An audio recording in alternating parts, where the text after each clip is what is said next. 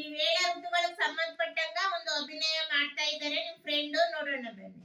ಈಗ ಬೇಸಿಗೆ ಕಾಲ ಮತ್ತೆ ಮಳೆಗಾಲ ಇಬ್ರು ಬರ್ತಾ ಇದ್ದಾರೆ ಒಂದ್ ಕಡೆ, ಮತ್ತೆ ಚಳಿಗಾಲ, ಮೂರು ಒಂದೊಂದ್ ಸೇರಿದ್ರು.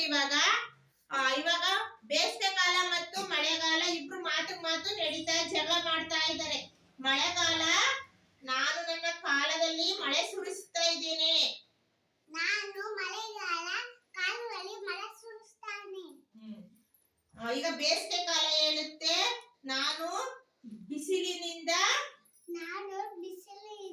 ದವಸ ಧಾನ್ಯನ ಒಣಗಿಸ್ತಾ ಇದ್ದೇನೆ. ಧಾನ್ಯನ ಮನೆಗೆ ತುಂಬಿಸಿ ಚೆನ್ನಾಗಿರಿಸಿದ್ದೇನೆ.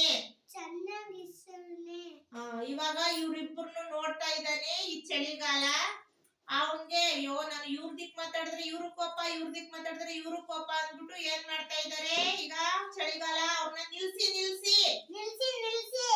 ನೀವು ಯಾರು ಹೆಚ್ಚು ಎಂದು ಒಬ್ಬ ರೈತರನ್ನೇ ಕೇಳೋಣ ಬನ್ನಿ. ಈಗ ರೈತ ಬಂದು ಕಾಲಗಳನ್ನ ಹೇಳ್ತಾ ಇದ್ದಾನೆ. ನೋಡಿ, ನೀ ಕಾಲಗಳೇ ನಿಮ್ಮಿಂದ ನಮಗೆ ಅಪಕಾರ ದಿನನೇ ಹೆಚ್ಚು ಅಂತ ಹೇಳ್ತಾ ಇದ್ದಾನೆ ರೈತ. ಕಾಲಗಳೇ ನಿಮ್ಮಿಂದ ನಮಗೆ ಅಪಕಾರವೇ ಹೆಚ್ಚುತ್ತಿದೆ.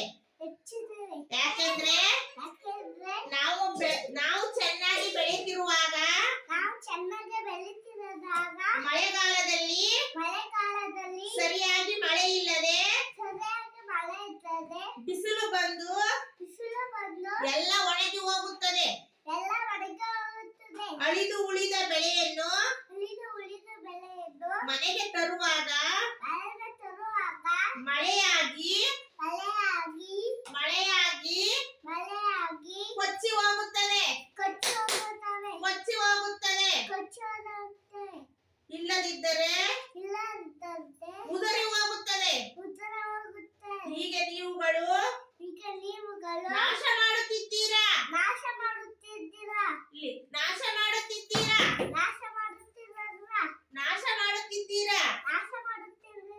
ಇತ್ತೀಚೆಗೆ ರೈತ ಕೊಡುವ ಬವಣೆ ಇದಾಗಿದೆ.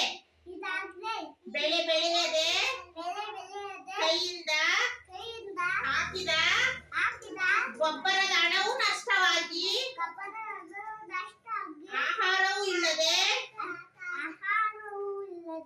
ನಾನು ಹೊಟ್ಟೆಗೆ ಏನ್ ಮಾಡಲಿ ದೇವರೇ? ಹೊಟ್ಟೆಗೆ ಏನು ಮಾಡಲಿ ದೇವರೇ? ನಿಮ್ಮ ಕಾಲಗಳು ಯಾವಾಗ ಎಂದು ನೀವೇ ಮರೆತು ಹೋಗಿದ್ದೀರಾ. ಮೊದಲು ಜಗಳ ನಿಲ್ಲಿಸಿ.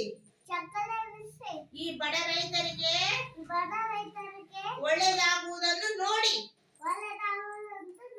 ಇಲ್ಲದಿದ್ದರೆ ಆಹಾರಕ್ಕಾಗಿ ಕೊಲೆ ಸುಲಿಗೆಗಳು ಹೆಚ್ಚುತ್ತವೆ ಎಂದು ಹೇಳ್ಬಿಟ್ಟು ರೈತ ಓಡ್ತಾ ಇದ್ದಾನೆ. ರೈತ ಹೊರಟ ಆವಾಗ ಇವ್ರುಗಳು ಅಯ್ಯೋ ಮೊದ್ಲು ನಾವು ಸರಿಯಾಗಿದ್ದರೆ ಯಾರು ಏನೂ ನಮ್ಗೆ ಹೇಳಲ್ಲ ಅಂತ ಹೇಳ್ತಾ ಇದ್ದಾರೆ.